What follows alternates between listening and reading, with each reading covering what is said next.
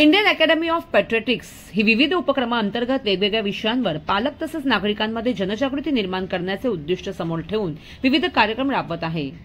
लठ्ठपणा, गोवर, autism, down syndrome आणि थॅलेसेमिया यासारख्या विषयांवर उपक्रम राबविल्यानंतर आयएपीने आता खोकल्यांचा वाढता धोका आणि त्याच्याशी संबंधित गुंतागुंतीबाबत जनजागृती आणि प्रबोधन करण्यासाठी टॅकलिंग कफ विथ केअर या 8व्या राष्ट्रीय जागरूकता मोहिमेस सुरुवात केली आहे।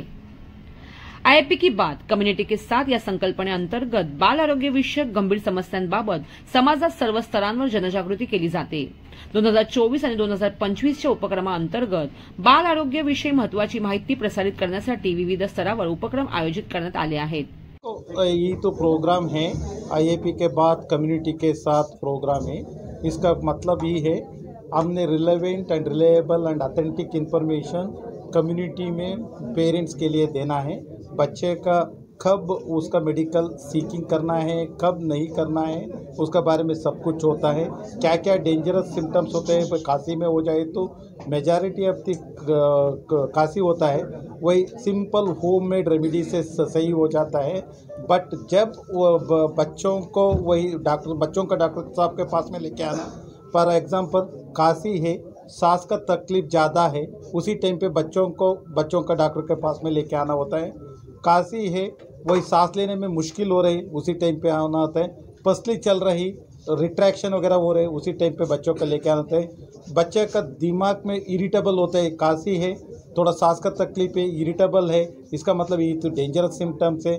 खांसी है, सांस का तकलीफ है, फिट्स हो रही, इमीडिएट बच्चों के पास में लेके आना होता है। ऐसा बच्चे का ब्लूइश डिस्कलरेशन वगैरह होता है और सफ़ेद हो जाता है, उसी टाइम पे भी बच्चों इस तरह का सिम्टम्स वगैरह के बारे में हमने tackling the cough is important thing होता है।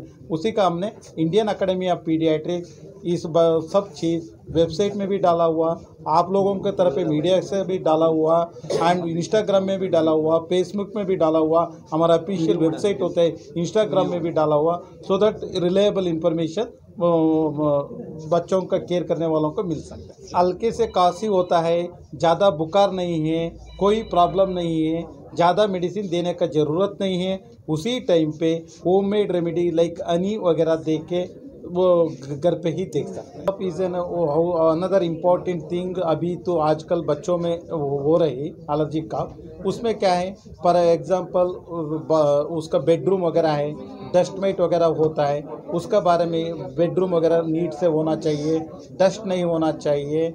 बच्चा जब बाहर जाता है बारिश वगैरह में ये नहीं होना चाहिए, बाई चांस बारिश में वगैरह गए तो इमीडिएट ड्राई वगैरह करना होता है। इस तरह की चीज़ बहुत इम्पॉर्टेंट है।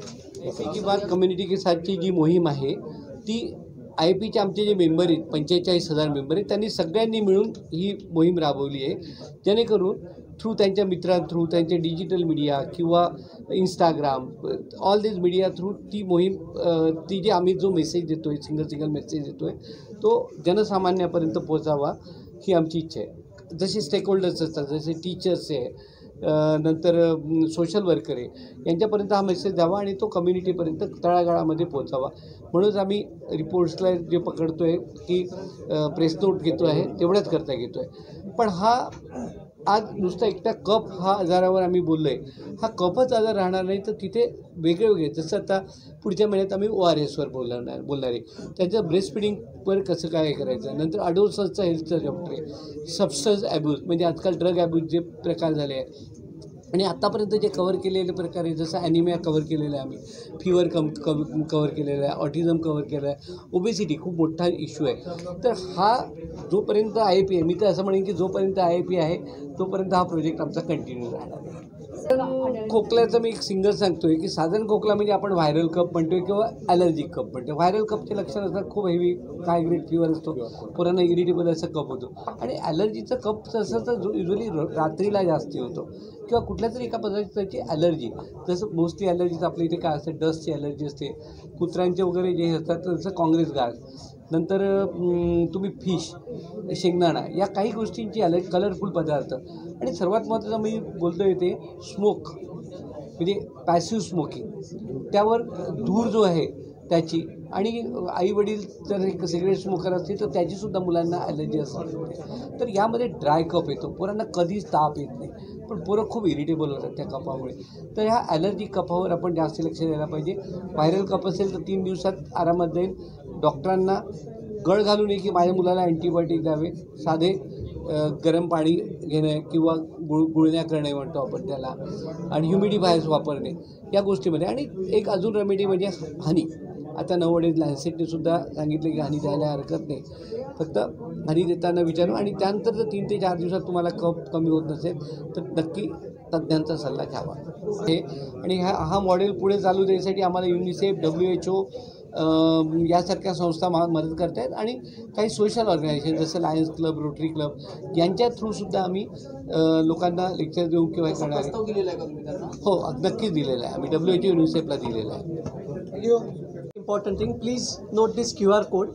So we are not only techno-savvy in reaching out through social media platforms, but these are the QR codes you may share with general public also.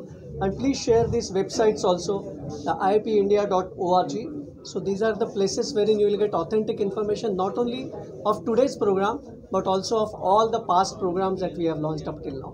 So this will be good that सामान्य जनतेला जी इत्यंभूत माहिती, व्यवस्थित scientific माहिती पाहिजे ती तुम्हाला इथे मिळेल. ते प्लीज कृपया जितक्या जणांपर्यंत तुम्ही पोहोचवू शकाल ते चांगलं होईल. यांच्या विद्यमाने आपण ऑलरेडी 9 जिल्ह्यांमध्ये कार्यक्रम राबवायला सुरुवात केलेली आहे. सो आम्ही शाळांमध्ये ऑलरेडी, आणि ही सगळे महानगरपालिका आणि जिल्हा परिषद शाळांमध्येच जातो आहे. म्हणजे IIP फक्त आम्ही दिल्ली पब्लिक स्कूल किंवा अशा हायफाय शाळांमध्येच जात नाही आहे, तर सामान्य शाळांमध्ये सामान्य विद्यार्थ्यांपर्यंत जाण्याचाही पूर्ण प्रयत्न. वार्तांकन ब्युरो रिपोर्ट, नेरूळ.